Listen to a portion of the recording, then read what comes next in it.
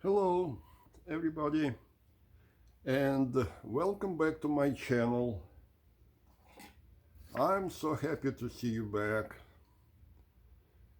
and today we're gonna look at one very interesting model of reel-to-reel tape machines that you can always find on market if you're looking for high quality tape recorder. And this particular model is often overlooked for any number of reasons. But today we're going to talk about Otari MX-55. This is a top of the line two-track model if you're talking about moderately priced MX series. To do better than this machine, you have to go into the MTR line, which is substantially more expensive. So today, the focus of our video is this particular model, its strong points, its problems, and just a general description.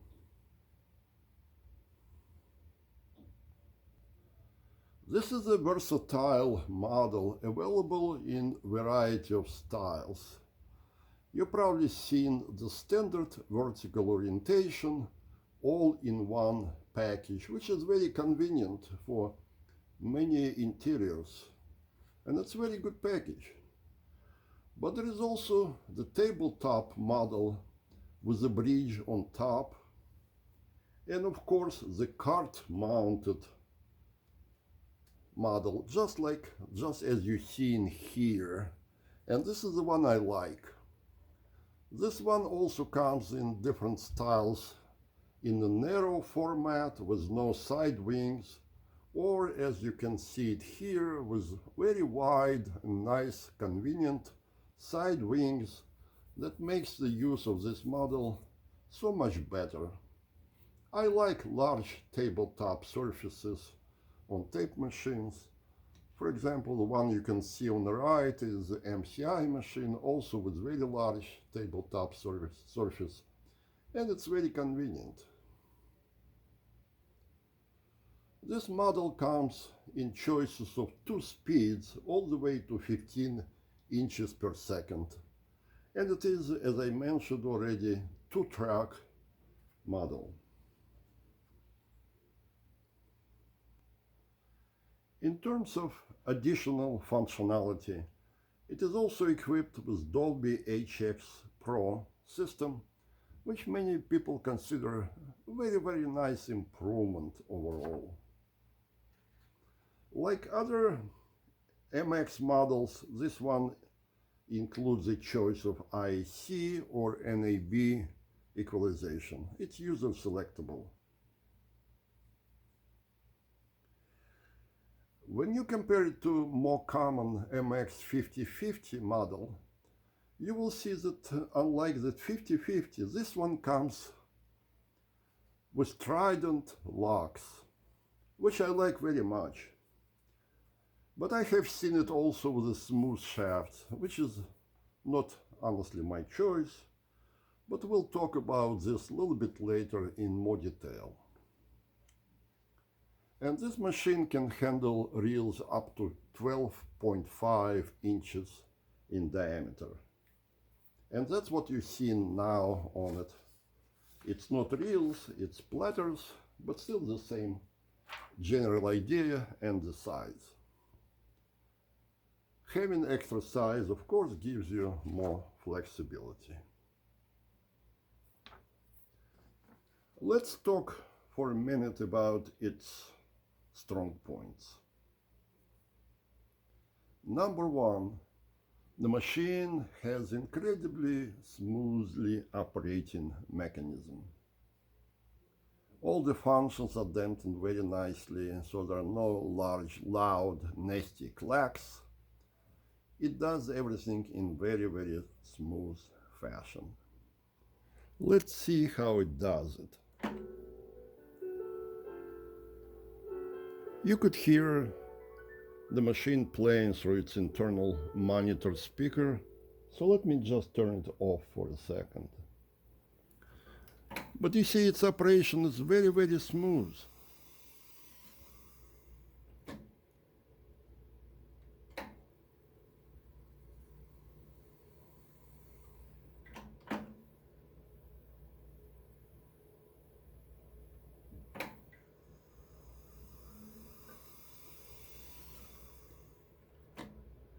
The brakes are very delicate. The start and stop operations are smooth, quiet, without any drama.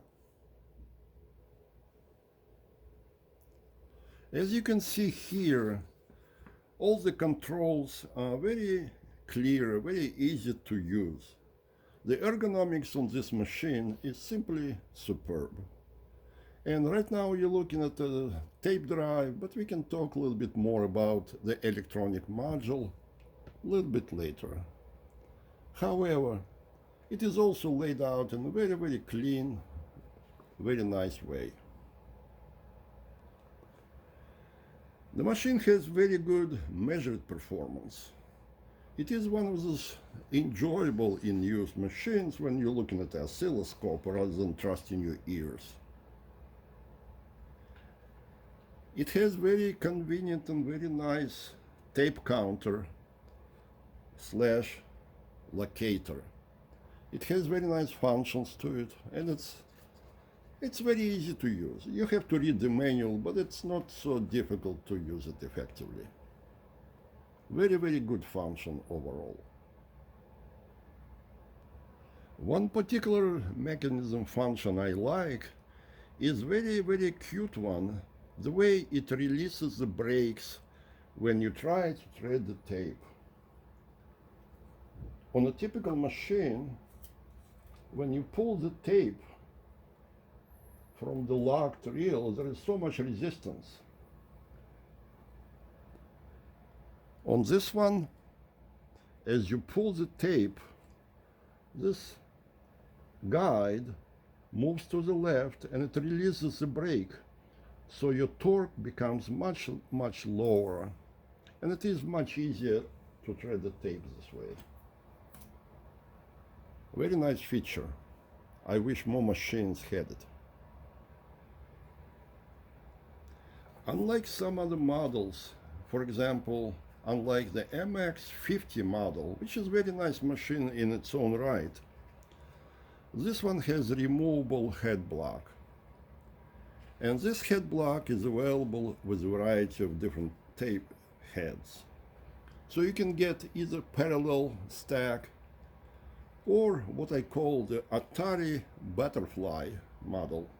And that's what we have here. Which one would be my choice? I honestly cannot tell you because I don't have two different options here to compare.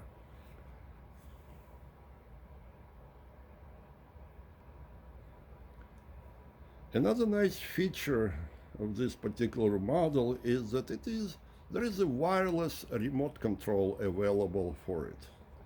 And you can buy it on eBay for just $76, which is a wonderful bargain. And then, of course, you're going to be able to use this remote control transmitter, which I like so much. This particular machine right now doesn't have this remote capability, simply because I haven't bought it yet. I probably will in a short time. The machine is very easy to calibrate. All you have to do is open this lid and your electronic module becomes completely accessible. All the adjustment controls are arranged very nicely. You can get easy access to them. And there is a diagram on the back panel or top lid showing which one does what. On top of that, there is an onboard test oscillator that allows you to select frequencies of 100 Hz, 1 kHz, or 10 kHz, which allows you for very effective calibration while not using any test tools. I think that's a very nice feature, and I wish more machines provided that. I already mentioned the onboard monitor speaker, which allows you to do the selection of track 1, track 2, or both tracks simultaneously, and had a very well volume, of course. That's a very, very nice feature. Some machines don't have it, but really pretty much every serious tape recorder should have it, in my opinion. Another very nice feature I would like to mention is individually selectable reel sizes for left and right reels. You can assign large or small size to those two reels independently. And of course, this is your speed selector, low speed and high speed. And you can see it displayed on the tape counter. As you can see here, this particular sample is mounted on its original card. And besides just being convenient, it has additional feature, if you will. Such machines usually command lower prices in the marketplace. And the reason is easy to understand because, simply put, they need more space. So it's not like everybody can afford this particular space requirement.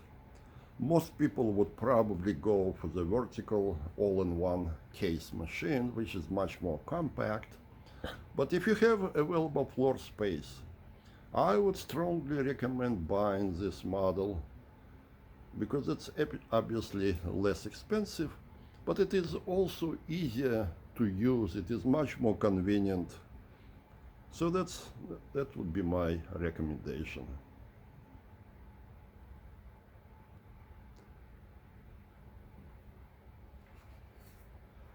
Of course, no model ever comes without any drawbacks, or at least some reservations, and this one is no exception. The first one I would like to mention is lack of high speed. It doesn't run at 30 inches per second, which to me is very, very big issue. I like running tapes at high speed, so I use it on some of my machines. I certainly have plenty of machines capable of 30 inches per second, but it is kind of a shame that such a nice tape recorder is not capable of that speed. The second item linked to this speed issue is that the machine only has two speeds available.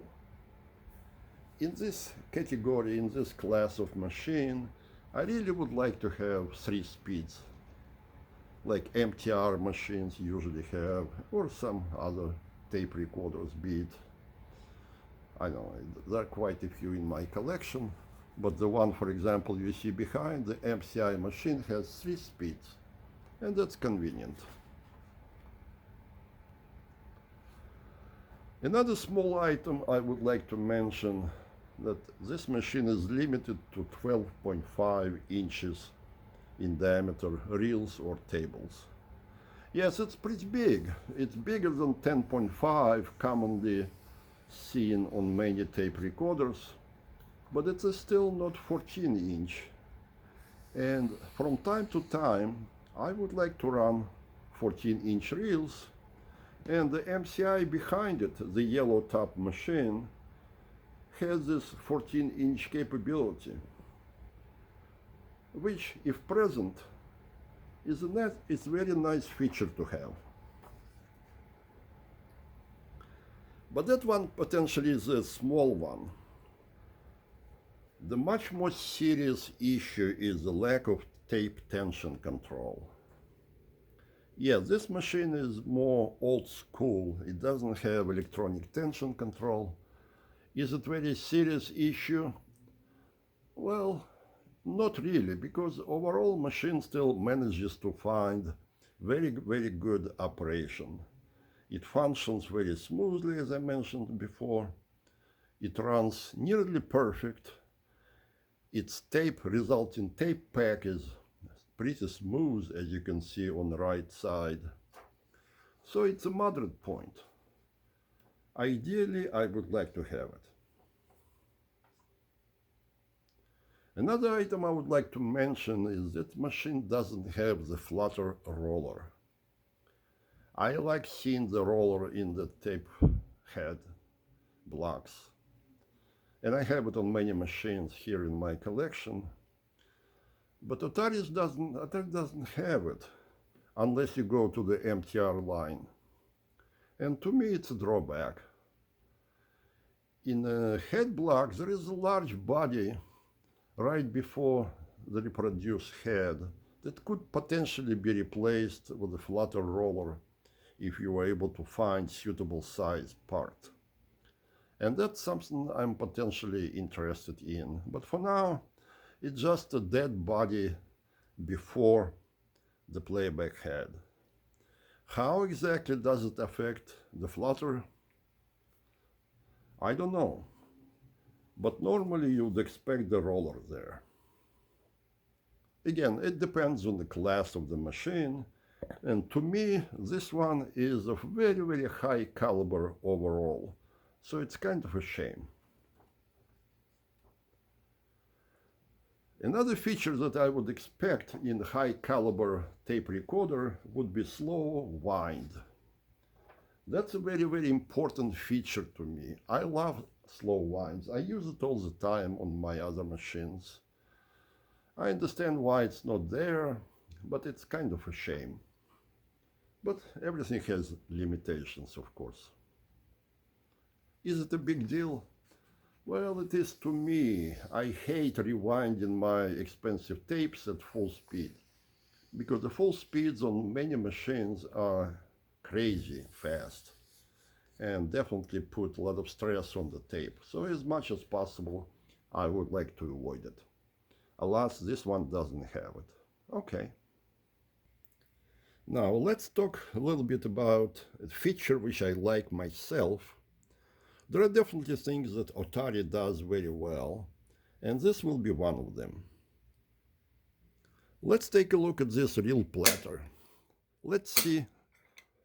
By the way, you hear how it clicks very, very positively as I change its position.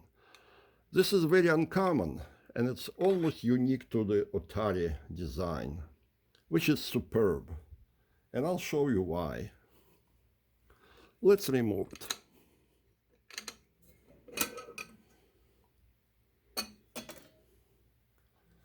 What you see here is something you don't see very often. Look at those 6 holes located around the periphery.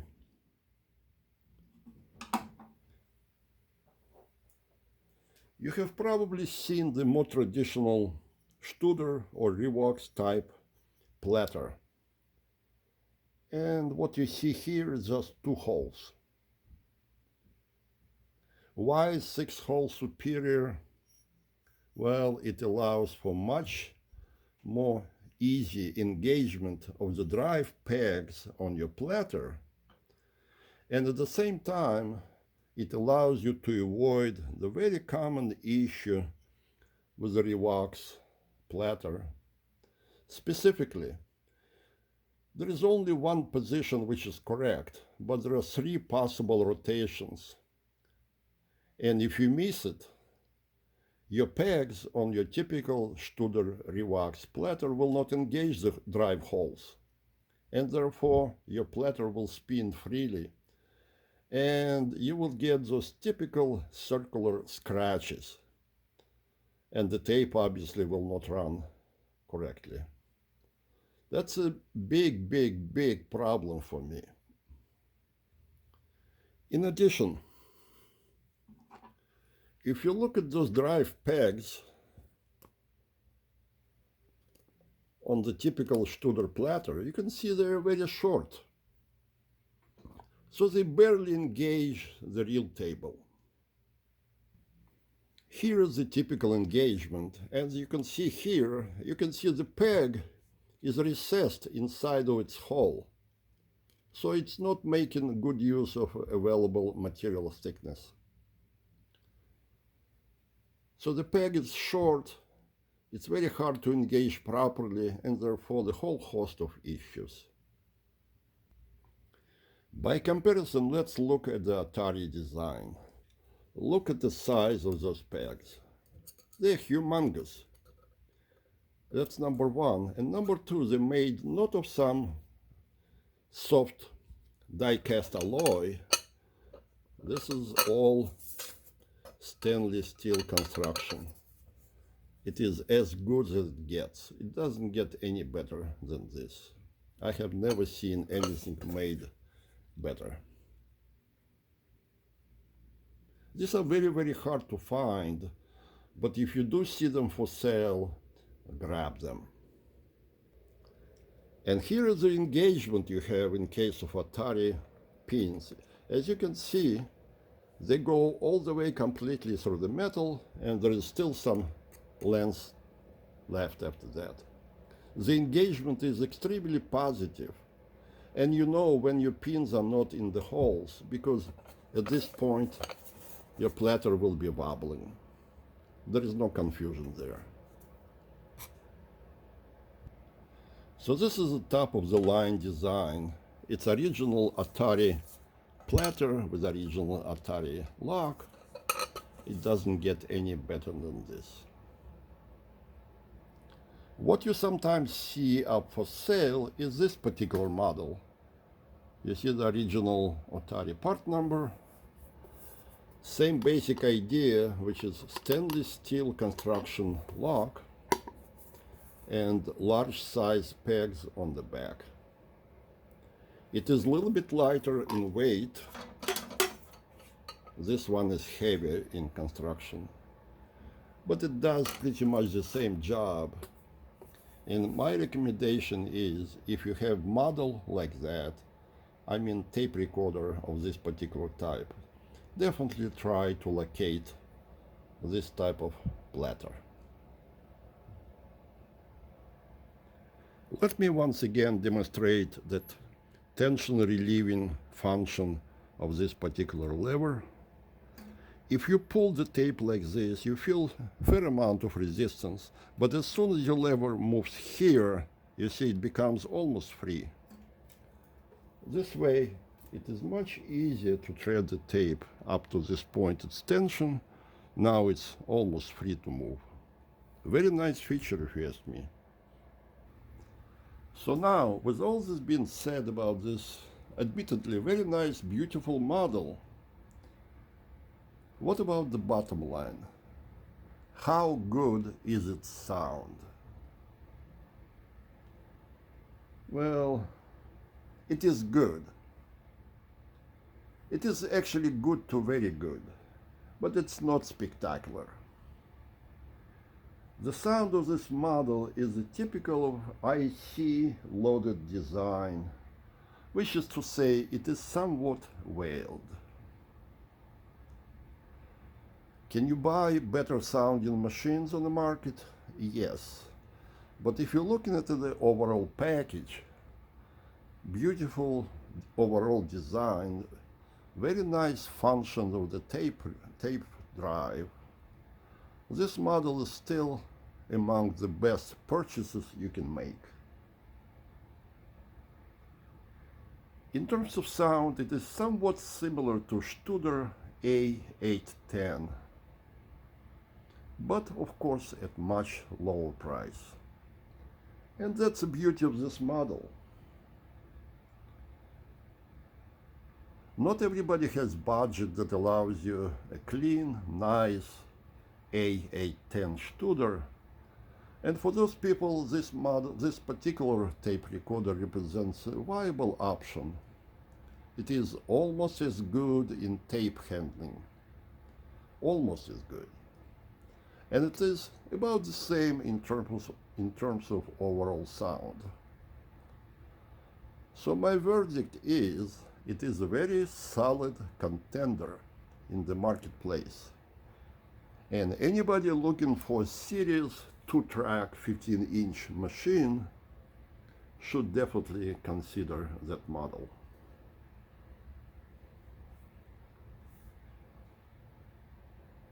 And now let's just play music for a couple of minutes.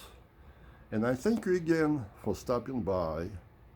I hope you like this particular machine, because I do. I used to have 2, now I'm down to 1. And I think I'm keeping that particular one. That's going to be the only Otari in my stable. And now let's play some music.